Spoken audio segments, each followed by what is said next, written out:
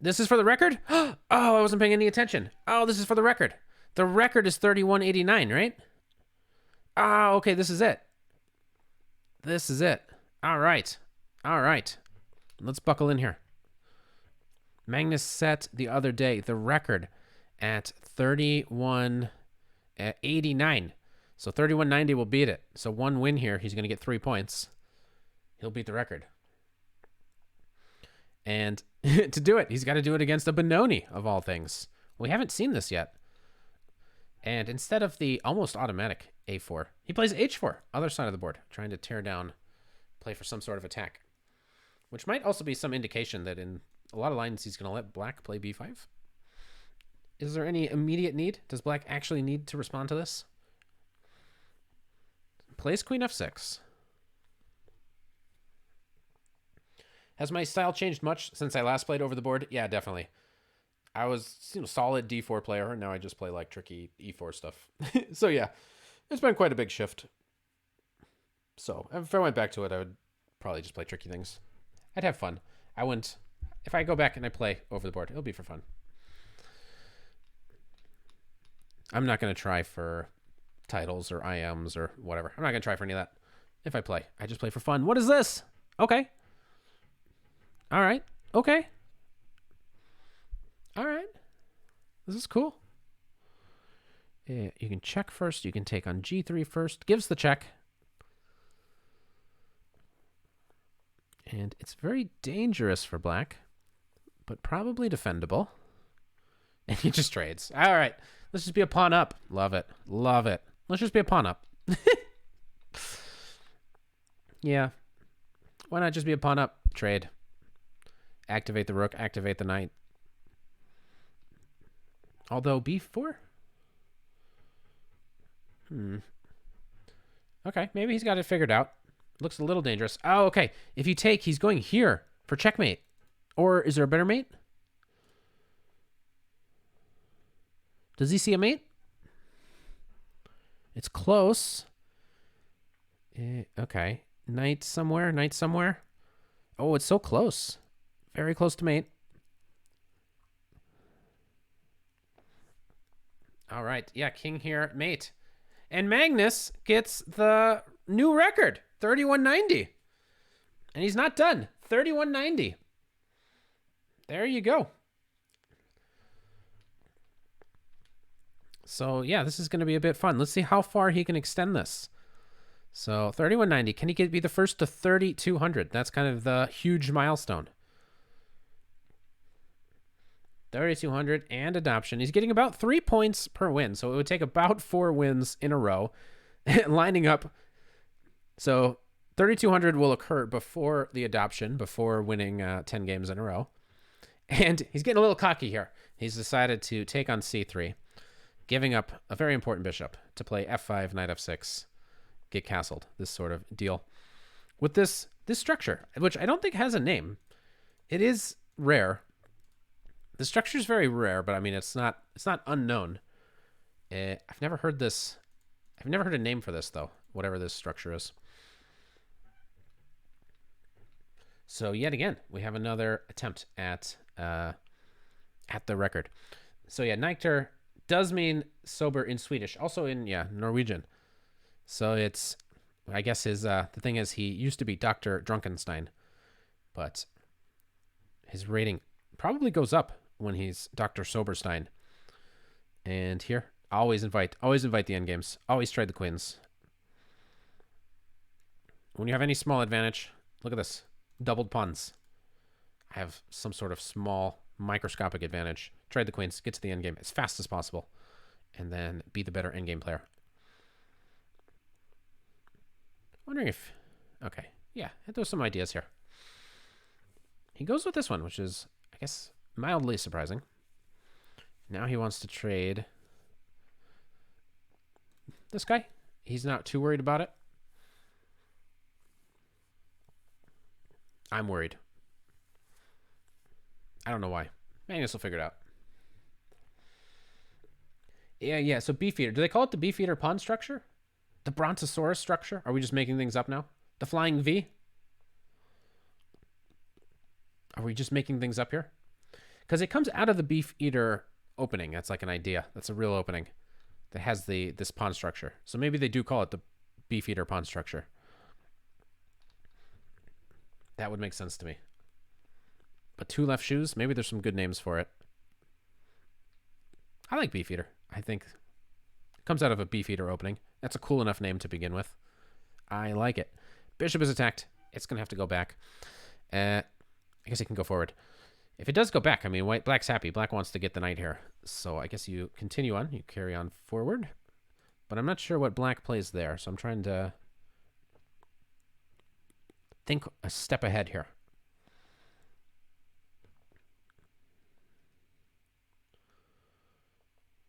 Okay. Getting pressure. Would expect the rook to defend the pawn, but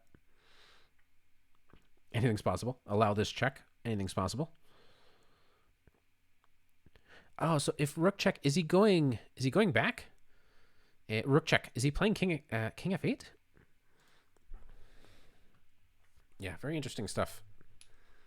It's getting very tactical. Tactically and strategically, kind of interesting. The Beefeater is one of these openings where you play like a g6, bishop g7, and early on you take on c3, doubling the structure. You get a very similar structure. You play f5 and get a good position. And now Magnus gets to extend the record, 31.92. This is the new record. And let's just play a good old-fashioned Queen's Gambit. New record. He only gets +2 now. Okay. So actually, okay, 5 games for an adoption. 2 points per game. It's all lining up. The adoption, the adoption 3,200 record. That'd be quite the sight.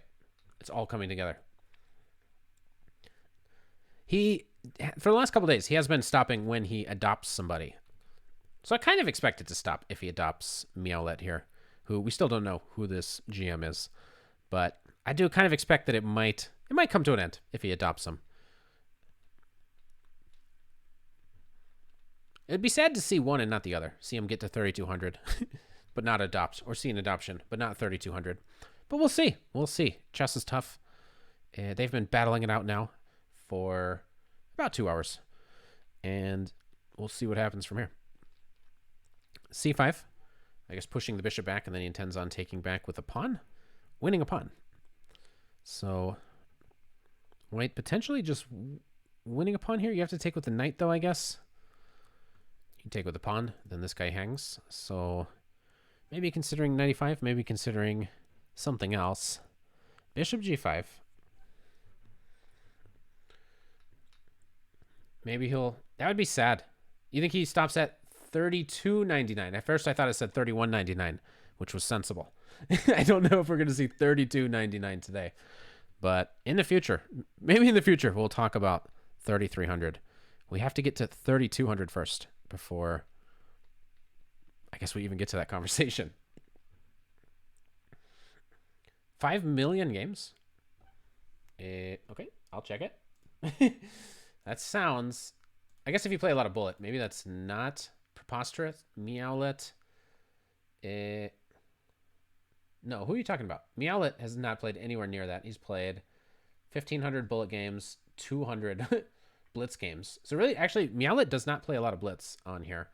Dr. Nykerstein, Magnus Carlsen himself, has played about 10,000 games. Probably a little bit short, but yeah, okay. Yeah, 8,800 bullet games.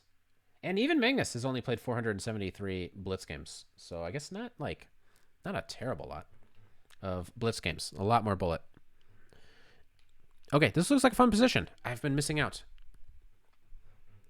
I swear every time I look at the chat or I look something up, something cool is happening. So maybe that's what I need to do. If I want cool stuff to happen, I got to kind of look away for a second.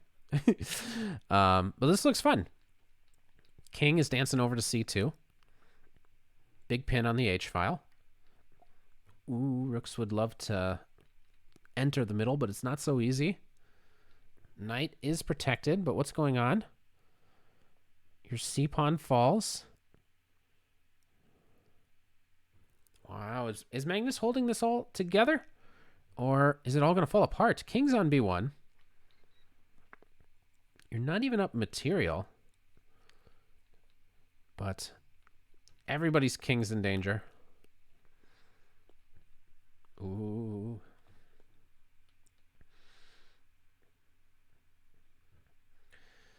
Eddie the Eagle didn't think playing Blitz before a match was that clever. But Magnus did do this. I mean, he did this for Fabi. He did this for the Fabi match. This is his normal prep. It's all part of the prep. Or the relaxation. It might not be actual chess prep in the sense that he's not trying to play his lines or anything. But it could be part of the rest and relaxation, getting the mind right, having a little bit of fun so that you can enter the game with a good mood. You want to be in a good mood. You want to be physically fit. You want a lot of things. F-pawn is hanging, but takes here first, which everyone was ready for. And he wants to sneak the king out. So can black prevent the king from getting out? Or does white just unravel, take the pawn, and you take the other rook first? Oh no, this is a major blunder? No, everything's fine. Boom, endgame up a pawn. He did it again. Endgame up a pawn. That's all you ever do. The secret to chess is winning every endgame. Be up a pawn, win every endgame. That's the secret. And he's going to try to do it again.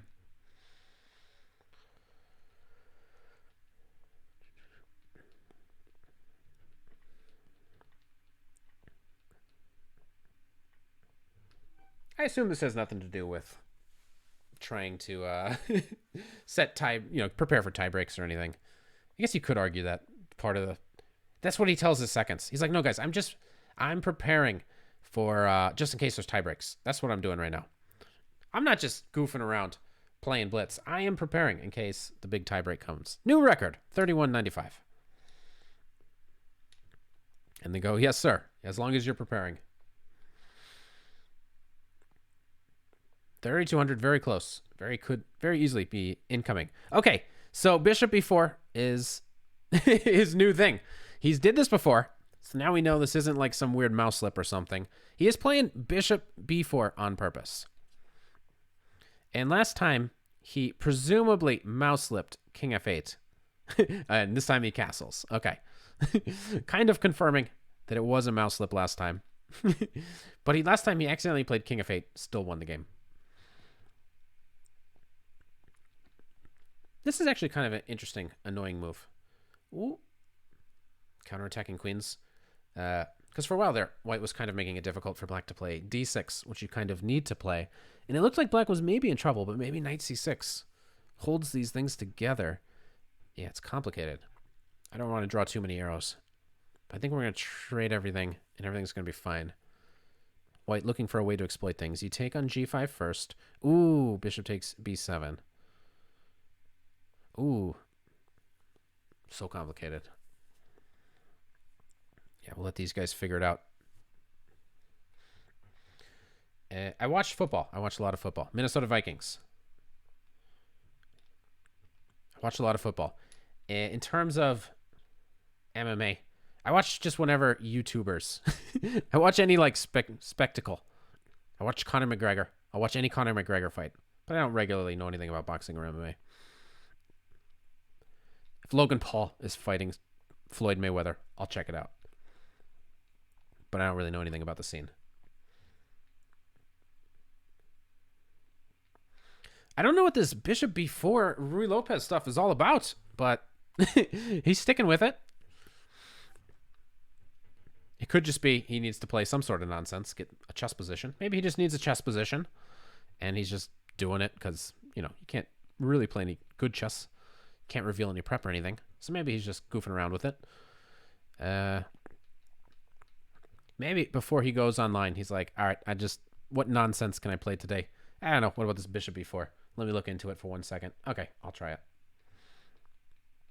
Yeah, he's playing stuff like, O'Kelly Sicilians, King's Indian attacks, where you just play g3, bishop g2, knight f3, get castled. Just playing a lot of stuff where you just kind of get a position. And maybe this is his attempt. I'll play bishop b4 in the Spanish. I'll just get some random position, and we'll play chess. All right.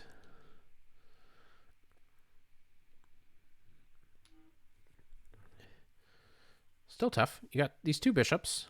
They've gotten to pretty active squares. But we'll see how he continues.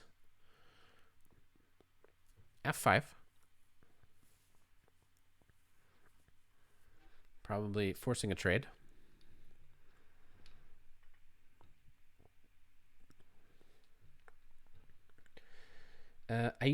I'm assuming we'll get something interesting. Because for the last World Championship, you know, his big surprise was he played the Sveshnikov. You know, as whenever he was black, they played it 3 times, I think, the Sveshnikov. And that's, you know, very interesting opening. A lot, and the games actually were, even though they were all draws, the games were really interesting. There was a lot of times where Fabi was even better. I didn't think he would play it that many times, because it did look like Fabi was getting good positions, but he kept doing it. And no matter how tough the position got, he was always able to hold it. So, yeah, I mean, I think he'll come up with something interesting. Wow. What happened? New record. 31.98. 7 games in a row. 2 points away from 3,200. This is it. Full focus here. All right. Sorry, chat. I'm ignoring you.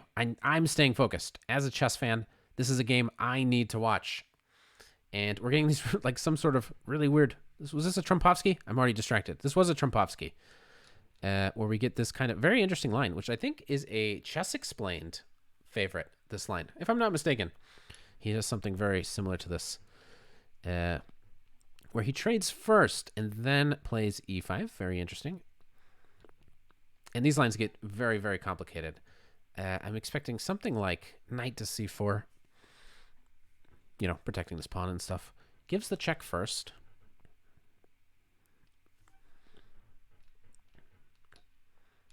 Ooh, and gives this check from far away. Attacking the b-pawn. Protecting his b-pawn. Attacking another b-pawn. The knight is still attacked, though. So Magnus not worried about the b-pawn for now. What happens if queen b2? It'll be so complicated. Queen b2, mega complicated move. Attacking this knight.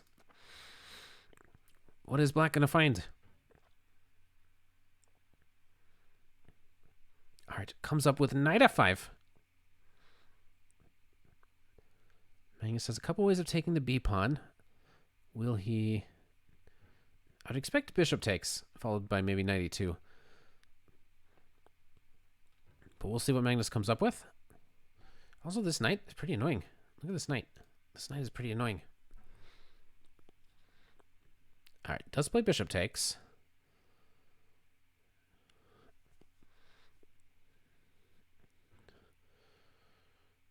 So, let's see. Big moment here. Decides not to trade because he doesn't want to help his opponent develop. And now if queen takes b2, I guess this knight is just going to start hopping around.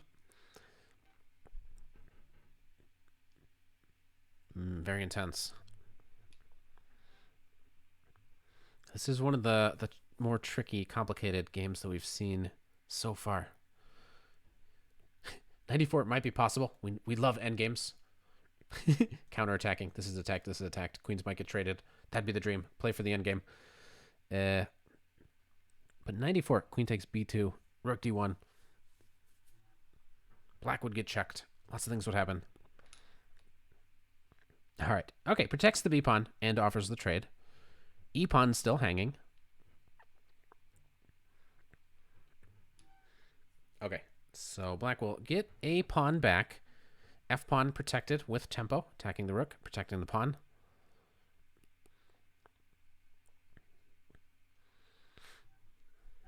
Okay. White needs to be just a little bit careful, but on the verge of being okay here. F4. These TROMPOVSKY lines, they often lead to some just kind of crazy, really cool stuff. So if you are actually looking for a way to combat the TROMPOVSKY, this is a really cool line to check out because it gets very tricky very fast. So it's one of those where if you want to be the person that is more booked up than the opponent and win the game, this is actually a really cool line to check out.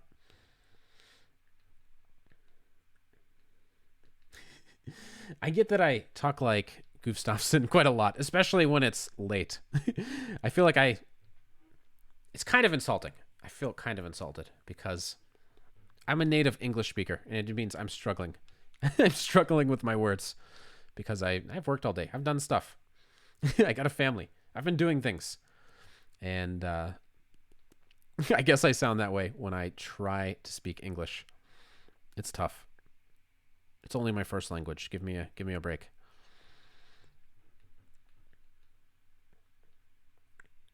Magnus might be able to pull this one off for sure. Gotta be careful here.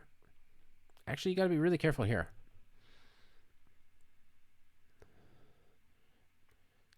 Okay, it does take. Okay, so he gets some more stuff off, so he is relatively safe. He's down a pawn. The black rook is more active, but there is potential for this king to potentially come in here, grab this c-pawn, which he's going to do right away.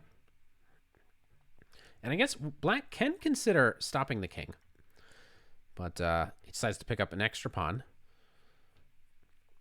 Ooh, and the time. Magnus just flashed red. Cuts off the king. 3 squares away. Black should be in reasonable time to prevent it from queening. But still very unclear to me. Endgame nerds already know who's winning. He's going to bring it up. King goes up. Black has to sacrifice. And Magnus should win, right? Ooh, threatening to play rook over.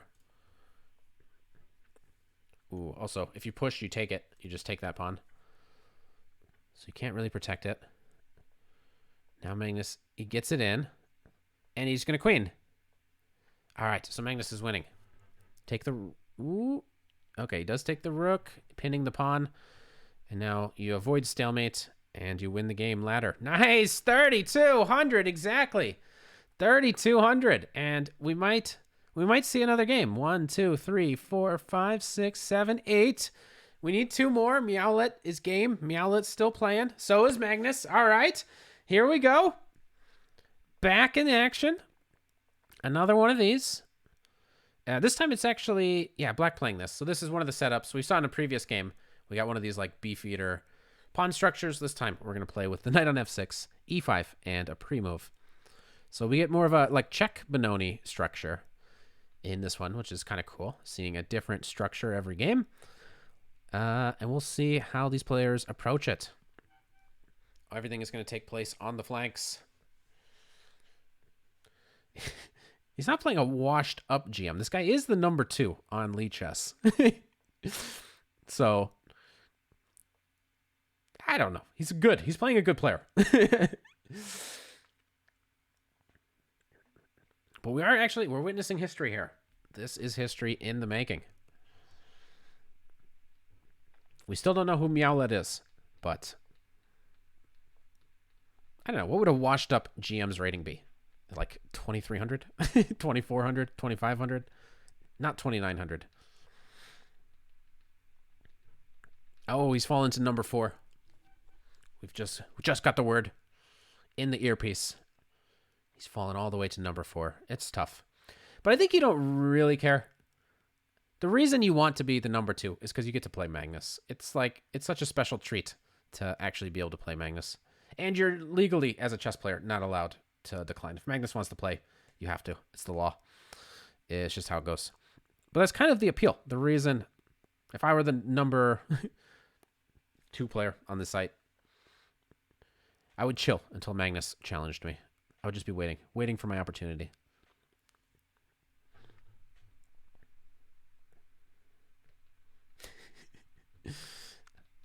I don't know who the worst is. I guess if you consider the rating system the way to do it, you can find the answer to this question. You can look up the lowest rated GM, and then it's going to be like a 70-year-old or something. But that's what the rating system's for. Here we go. Yeah, kind of action on both sides of the board. Magnus controlling the B and G files. Sort of the two most important ones. Yeah. Imagine being the worst GM. I mean, might as well be the poorest billionaire, you know? I mean, what's even the point?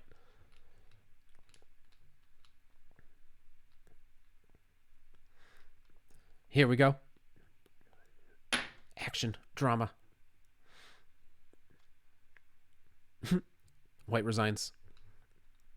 9! Uh-oh. Here we go. At least one more. Come on. Sicilian? Ooh, he started this match with the match actually started with a delayed Alapin, which is kind of my thing. I was very excited. But we're going back to this. And we've seen this, but we've seen with black playing one of these early H5 lines. This time we're playing basic. This is just main line.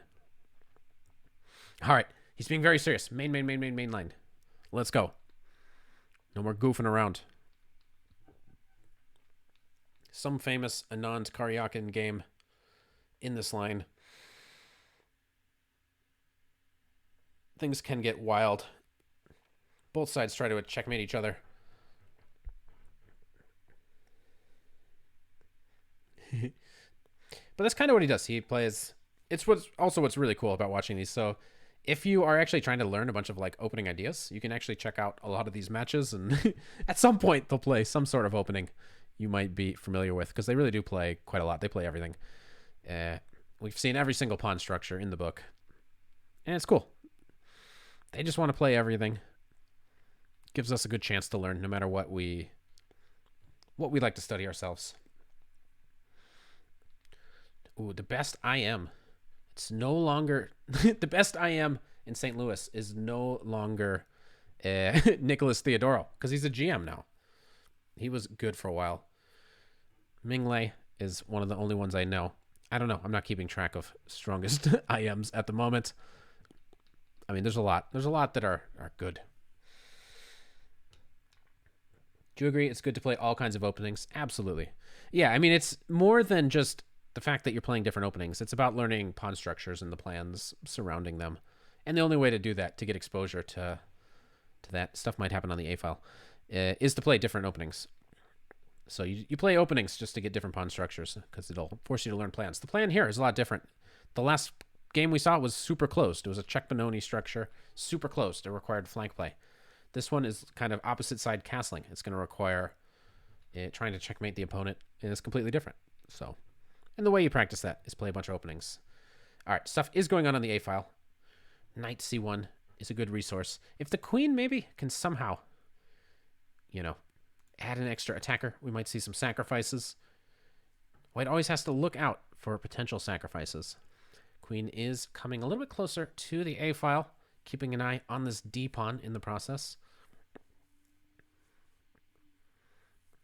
We'll see. Also, how does white break through? It seems like F4 would be the way through, but it's not so easy. Okay, pressure on the D pawn. B3 seems like a normal enough move, but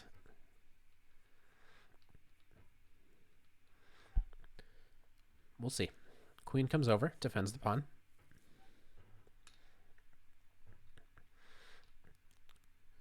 Carlsen is too good. He's 9 in a row here. How many? Man, it's been so many adoptions. This whole week, it's just been adoption. He plays, he adopts somebody, and then he leaves. That's been the story. He's done it to everybody.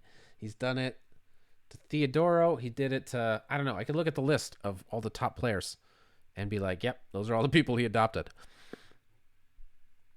All right, probably, yeah, okay. Rook takes.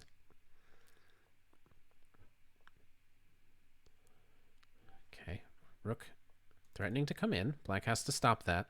The knight is getting active.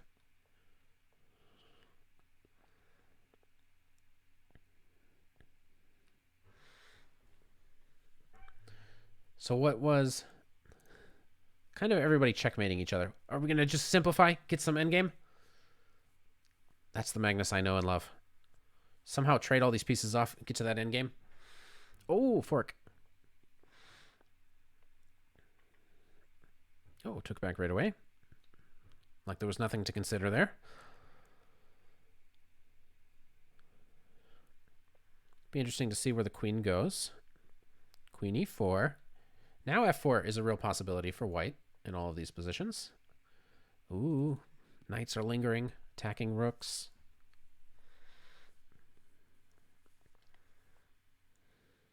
Ooh, scary. Playing a lot of spooky moves.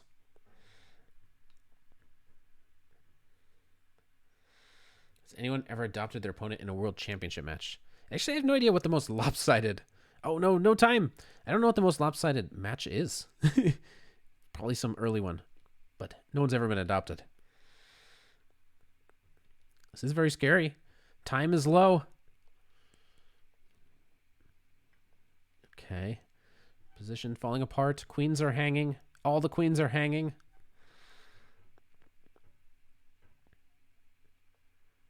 Okay. Oh, okay, okay. Oh, you have to be so careful, and you don't have a lot of time to figure it all out. This is not easy for Magnus. Magnus in a little bit of trouble here. Has to be very accurate. Has to be very accurate. Endgame's probably winning for white, though, so black can't trade, but white's all tied up. What's white's next move? He has to give up a pawn. Oh, now black's winning the endgame. Oh, it's about speed. It's about drive. It's about power. Oh. No. No. No. The adoption stopped short. Congratulations to Miawlet for preventing the adoption. Oh, so close. Yeah, King H1 had stalemate potential, but yeah. Probably wouldn't have happened, but at least there would have been a chance.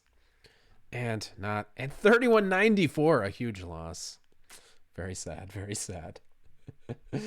Oh.